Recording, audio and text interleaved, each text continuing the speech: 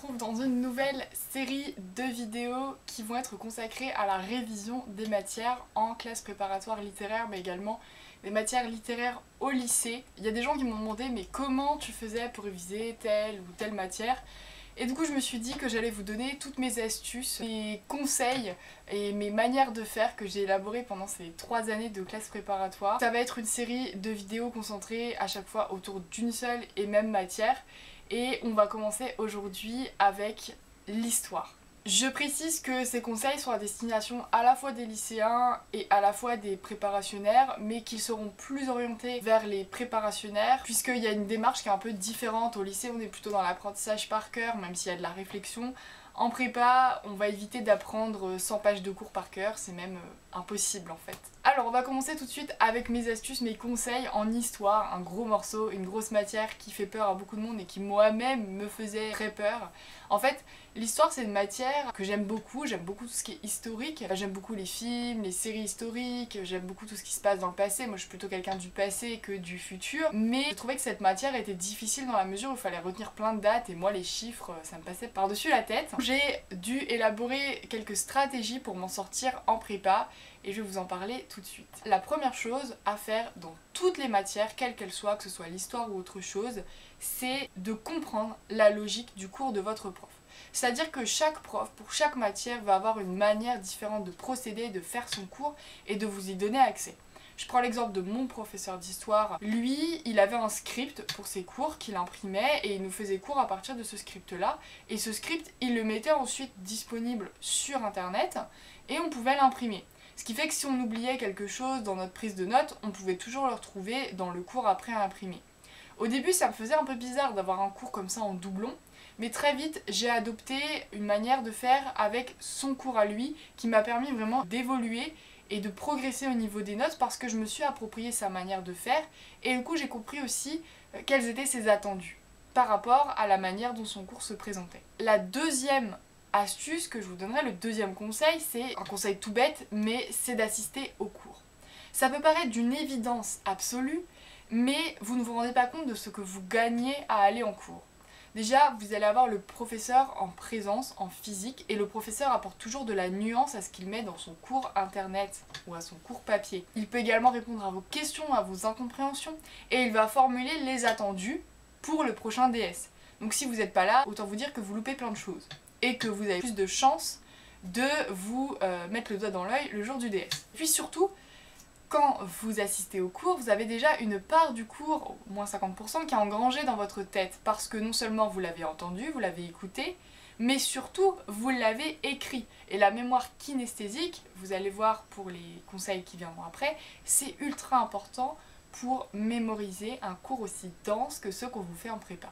Ensuite, on va rentrer dans la révision pure avec le troisième conseil que je vais vous donner. Et cette fois-ci, c'est la révision par étapes. Comment est-ce que je procédais par étapes pour réviser mon cours après y avoir assisté. La première chose, c'est d'imprimer le cours ou alors de prendre son cahier et ses notes et éventuellement de les réécrire au propre. Il faut que vous ayez un support qui soit clair, net et précis. Donc si vos notes de cours ne vous permettent pas d'avoir ce support, il est bon de le réécrire. Et déjà cette première étape de réécriture, même si elle est longue, même si elle prend du temps, elle va vous aider à mémoriser une partie du cours déjà, certains événements, mais surtout la structure du cours. Vraiment, mémoriser le plan, je pense que c'est un des éléments essentiels pour la réussite en histoire parce que c'est un plan qui est généralement très structuré, très chronologique.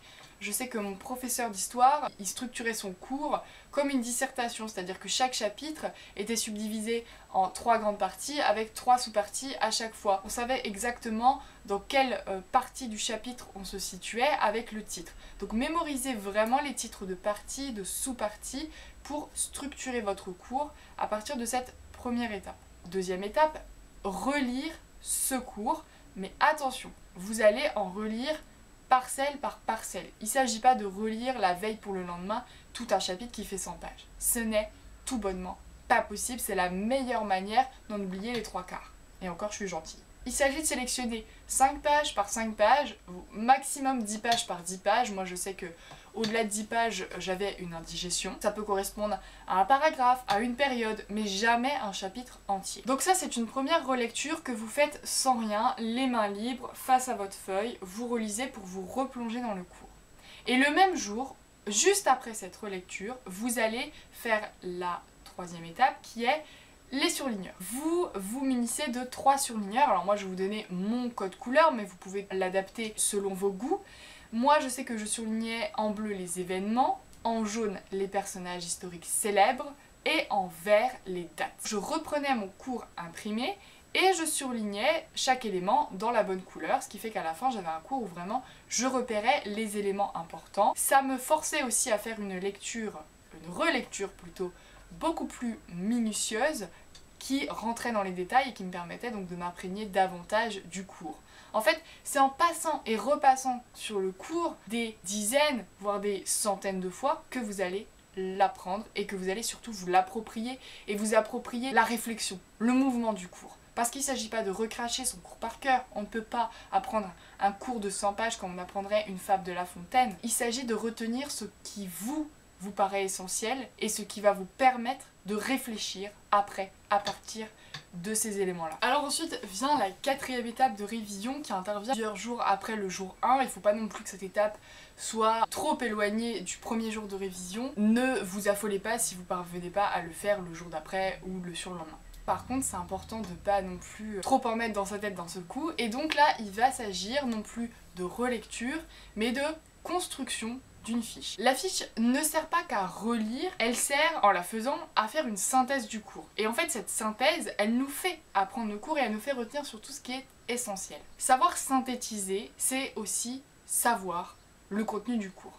Et c'est vérifier si on a acquis ces connaissances, si on les a bien intégrées. Vous savez, synthétiser, c'est une véritable compétence qui est difficile à acquérir, que certaines personnes arrivent à bien faire, d'autres ont plus de mal. Moi-même, j'ai eu du mal à acquérir et j'ai toujours du mal à mettre en pratique. Pour synthétiser, comment est-ce qu'on va faire? Eh bien, notre étape du surlignage, elle aura été bénéfique parce qu'elle nous aura aidé à sélectionner ce qui est véritablement important.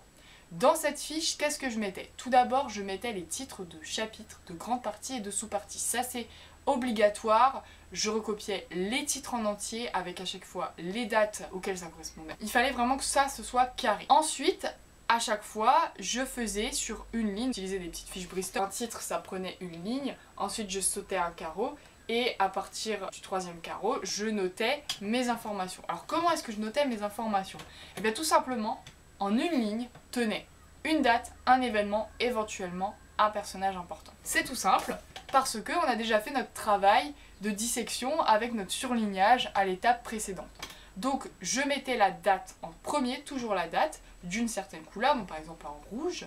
Ensuite je mettais l'événement en noir et éventuellement le personnage célèbre en vert ou en je ne sais quelle autre couleur, c'est vous qui voyez. Il est important de faire apparaître dans un premier temps le plan du cours en entier, au fil de la fiche, un titre, les événements avec les dates, événements, éventuellement personnage célèbre.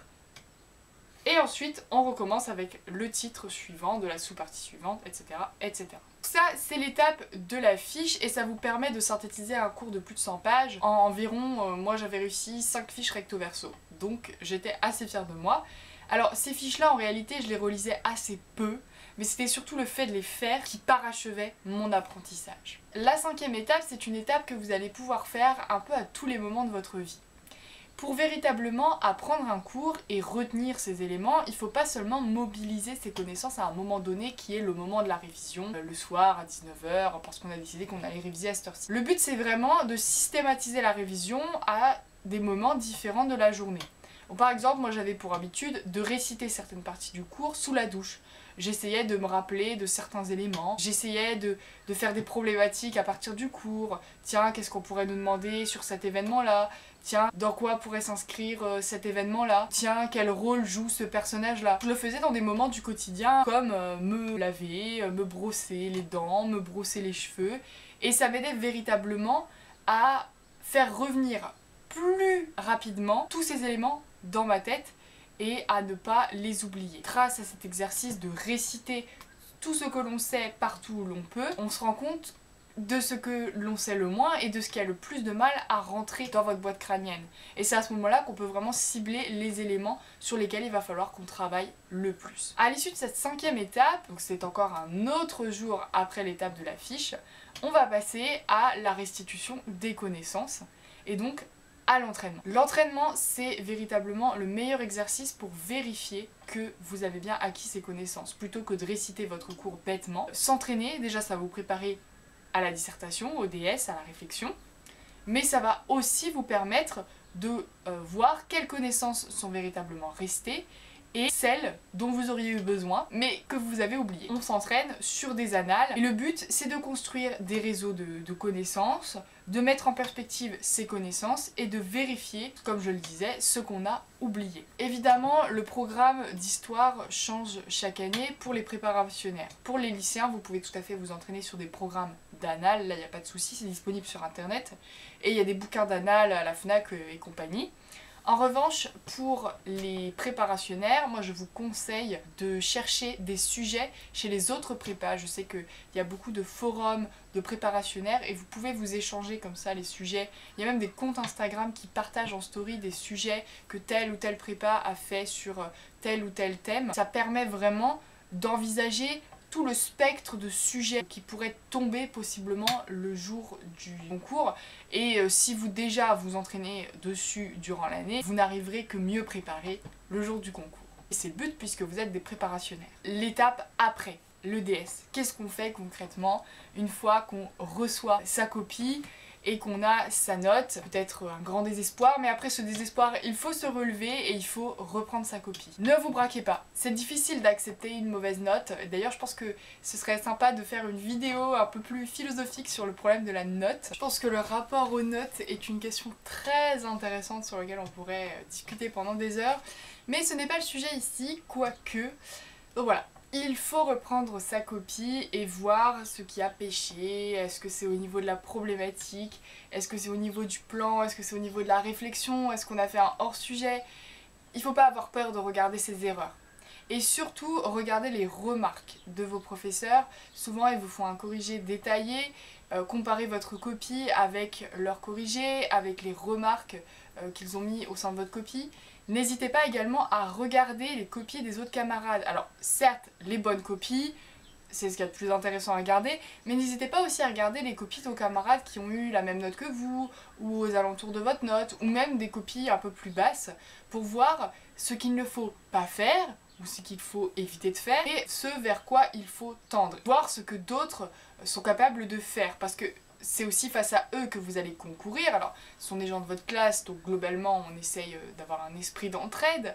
Mais il faut vous dire que si vous situez à peu près dans le milieu du panier dans votre classe, c'est que sûrement au niveau national, vous allez être aussi dans le milieu du panier. Donc regardez ce que fait le haut du panier, ça peut vous donner une idée de ce que les autres, partout dans toute la France, vont peut-être faire le jour du concours. Et on apprend beaucoup par l'imitation, vraiment.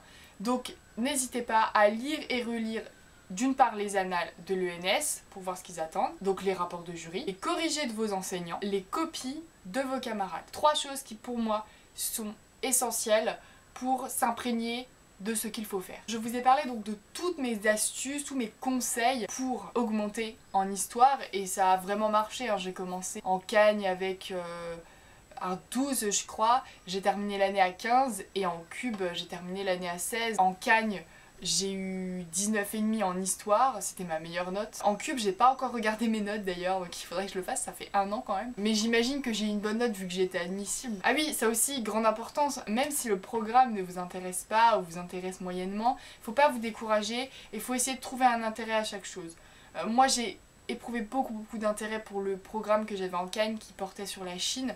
J'ai eu beaucoup plus de mal avec le programme de Cube qui portait sur la colonisation française en Afrique.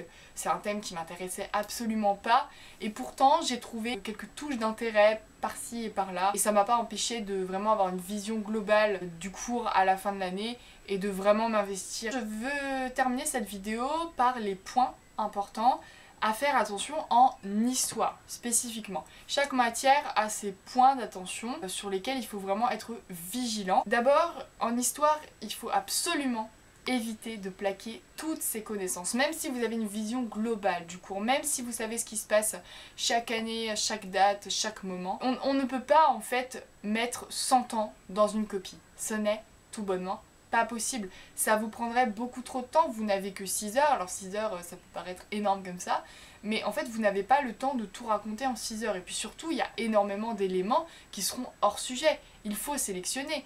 Si vous avez un sujet sur moderniser la Chine, vous n'allez pas parler exclusivement de la guerre. Ça a un rapport, mais vous n'allez pas faire 45 parties sur la guerre, ça va pas.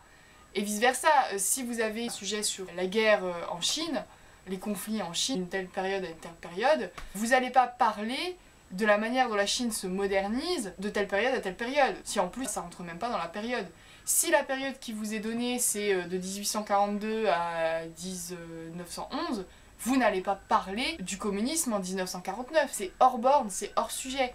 Donc il faut apprendre à sélectionner véritablement les éléments que vous allez mettre dans votre copie, à vous interroger. Est-ce que cet événement a un rapport avec le sujet? Est-ce que cet événement éclaire le sujet? Est-ce que cet événement, je vais pouvoir le mettre en rapport avec d'autres événements? Est-ce qu'il va m'aider à argumenter, à construire ma réflexion?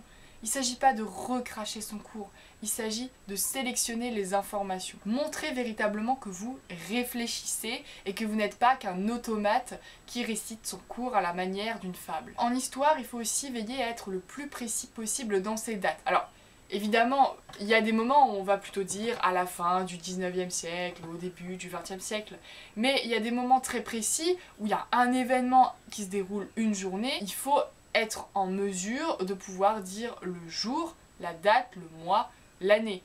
Si vous ne vous souvenez pas exactement du jour, du mois, mettez au moins l'année. L'année, je pense que ça représente un seuil de base sur lequel il faut vous appuyer. Si vous n'avez pas l'année, ça risque d'être plutôt compliqué ensuite à situer. Mais surtout, un événement, il faut toujours qu'il soit accompagné d'une date. Dater, dater, dater. En histoire, il faut toujours dater. Si un événement n'est pas daté, ça va poser problème.